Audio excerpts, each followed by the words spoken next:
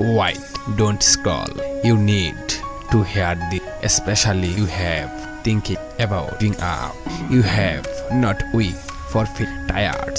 You have not broken because you felt lost.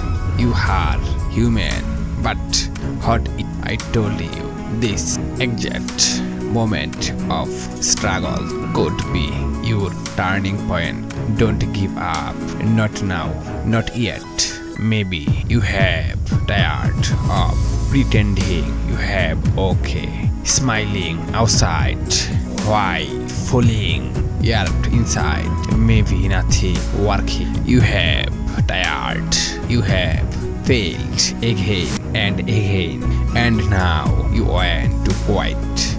Buddhism has a message for you. No one sees us but ourselves. We must walk the path even when the road feels endless. You are not walking it alone. A young monk once went to the Buddha. He said, "Master, I am not good enough. I keep in my practice." The Buddha handed him a cup, cracked and chips. Then he filled its water. The monk looked confused. The Buddha said, "Even a cracked cup can still carry water. You do not need to be perfect. You just need to keep going." In a storm, the tallest trees fell, but the bamboo its bends and sunrise. Life will test you, but you must not break.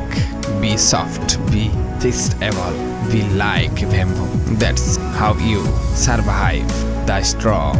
Right now, you might feel strong, but what if you have just one step away from the darkest night? Always come the sunrise. Keep going because you have closer than you think. You are not too late.